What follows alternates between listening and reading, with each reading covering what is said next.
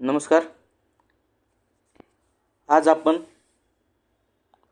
सोमवारसाठी bank Nifty आणि सोमवारी म्हणजेच मिड कॅपचे एक्सपायरी आहे. तसंच अजून काही होल्डिंगसाठी लॉंग टर्म किंवा शॉर्ट टर्मचे काही स्टॉक पाहणार आहोत. चला तर आपण सुरुवात करूया.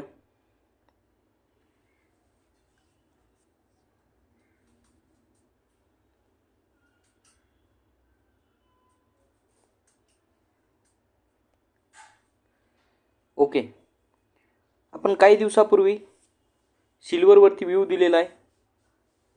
व्हिडिओ आहे आपला, तुम्ही पाहू शकता. आपण जो 1,00,000 रुपयाचं सिल्वरचं टार्गेट दिलं तर लगभग 82,000च्या आसपास,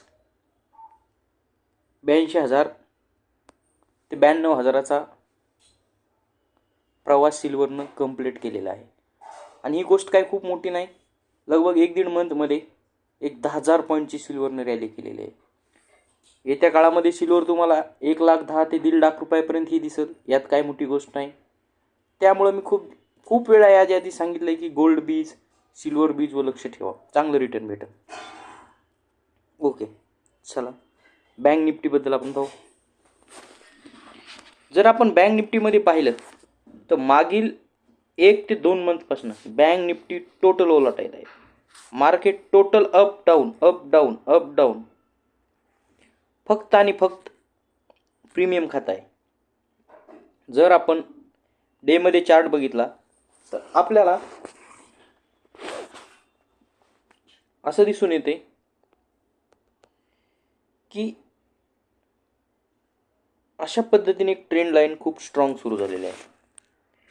आणि अप साईडला जर बघितली, ही ट्रेंड लाईन आपण कंटिन्यूस करण्याचा प्रयत्न केला तर एक अशा पद्धतीनं ही एक ट्रेंड लाईन खूप स्ट्रॉंग तयार झालेली आहे. मार्केट काय करतंय, याच ट्रेंड लाईनमध्ये अप डाऊन करत आहे. आता लक्षात घ्या, जेव्हा कधी डाऊन साईडला ही ट्रेंड लाईन ब्रेक होईल तर फॉल बघायला भेटेल. अप साईडला जेव्हा कधी ब्रेक होईल तेव्हा 52,000पर्यंतचे आपल्याला टार्गेट पाहण्यास मिळतील. जर आपण शॉर्ट टर्ममध्ये जर बघितले ॲज अ डेमध्ये तर लक्षात घ्या, 48,200 हा खूप मोठा एक रेजिस्टन्स म्हणून पाठीमागल्या काळामध्ये बी वर्क केलेला आहे. लक्षात घ्या, चेक जर केला आपण तर, आणि आताही या ठिकाणी वर्क करत आहे. जर रेजिस्टन्स फेस केला तर पॉसिबल आहे अशा पद्धतीने रिव्हर्स होऊन मार्केट अशा पद्धतीने अप जाईल. जर रिव्हर्स झाला नाही तर लक्षात घ्या, मार्केट डायरेक्टली अशा पद्धतीने अप जाईल. त्यामुळं या ठिकाणी 2 सिच्युएशन बनत आहेत. जर मार्केट अप डाऊन, मार्केट कसंही ओपन हो, 48,280च्या वरती कमीत कमी 15 मिनिट होल्ड राहिलं तरच कॉलच्या विषयी विचार करा, अन्यथा मार्केट रिव्हर्स होईल. मग रिव्हर्स कुठपर्यंत होईल तर लक्षात घ्या, लगभग 47,200पर्यंत रिव्हर्स होऊ शकतं, ते 47,500पर्यंत. त्यामुळं मेन गोष्ट आहे ती म्हणजे 48,280चा रजिस्टन्स. तो ब्रेक झाला की मार्केट अपसाईड सडन रॅली 48,350, 48,500 ते 48,700पर्यंत करू शकते. हे आहेत बँक निफ्टीचे व्ह्यू. त्यानंतर मेन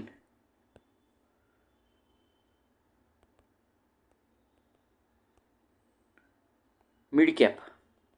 सर मिड कॅपनं ऑल टाईम हाय ब्रेक केलेला आहे, चेक करा. याचा हा ऑल टाईम हाय आहे. हा ब्रेक करून मिड कॅप आता अप साईडला सस्टेन झालेला आहे.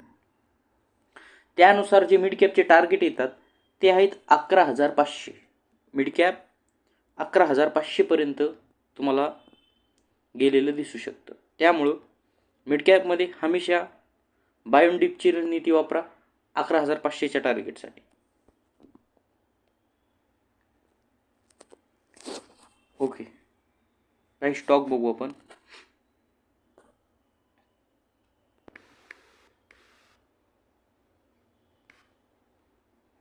पहिला आहे बजाज फायनान्स. ओके, चेक करा. बजाज फायनान्स ॲज अ डेला बी खूप मोठा रेजिस्टन्स वर्क करायला लागला आहे.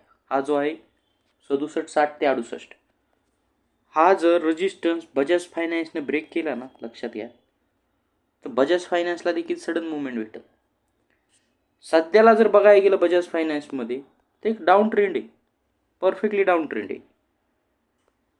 हा जर रेजिस्टन्स ब्रेक झाला तुम्हाला लगभग 6850 ते 7000पर्यंतची अशा पद्धतीची रॅली बघायला मिळू शकते. बजाज फायनान्सवरती लक्ष ठेवा. डाऊन साईडला म्हणलं मेन तर लक्षात घ्या, इथनं पडला तर 66 वरनं पडला 64, आणि हे जर ब्रेक झालं तर अगेन बजाज फायनान्स तुम्हाला 61पर्यंतची रॅली दाखवू शकतो. त्यामुळे बजाज फायनान्समध्ये बी कन्फर्म नाही की अप साईडला जाईल किंवा डाऊन साईडला, परंतु रॅली होणार निश्चित आहे. मग त्यासाठी जे आपण लेवल सांगितलं, अप साईडला जी मेन लेवल येते ही तुमची 68 आहे. 68 लेवल ब्रेक झाली की 50 ते 200 पॉईंटची रॅली मिळू शकते. त्यानंतर अजून एक स्टॉक आहे नौकरी. चेक. नौकरी स्टॉक अजून त्याच्या ऑल टाईम हायला टच करून रिव्हर्स आला आहे 63.50. हा जो त्याचा ऑल टाईम हाय तिथं टच करून रिव्हर्स आलेला आहे. आपल्याकरता एक लक्षात ठेवायचं की जर हा 63.50 किंवा 63च्या वरती 15 मिनिट कधी होल्ड राहतोय, जर होल्ड राहिला तर लक्षात ठेवा, काल कशी कॅन्डल लगभग एक 200-400 पॉईंटची कॅन्डल होती, चेक करा इथनं. ही जर कॅन्डल बघितली डेची 60 पासनं म्हणजे 300-400 पॉईंटची कॅन्डल होती लगभग, तशी कॅन्डल क्रिएट होऊ शकते. नोकरीवर लक्ष ठेवा. आणि होल्डिंगमध्ये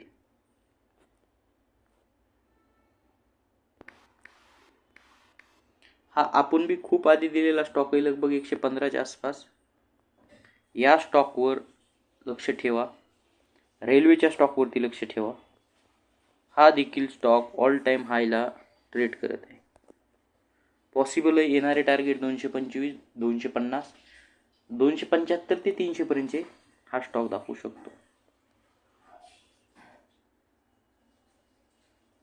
त्यानंतर रेल्वेचे तुम्ही सर्व स्टॉकवर लक्ष ठेवलं तरी काय हरकत नाही. चेक. रेल्वे ही ट्रेंड ब्रेक करून होल्ड राहिलेला आहे. आपण जर स्टॉकला वीकमध्ये पाहिलं तर आपल्याला असं दिसून येईल की ऑल टाईम हायच्या डायरेक्शननं किंवा त्या डायरेक्शननं स्टॉक आहे. चेक.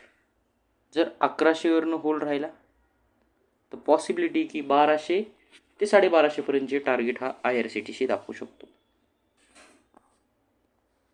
थँक्यू. बाकी तुम्ही पाहू शकता पाठीमागे जे होल्डिंगमध्ये दिलेले स्टॉक आहेत त्या स्टॉक खूप वरती गेलेले आहेत. तसेच हे 2-3 स्टॉक रडारवरती ठेवा. तुम्हाला काय वाटते त्याबद्दल अभ्यास करून बाय सेलिंग करा. थँक्यू.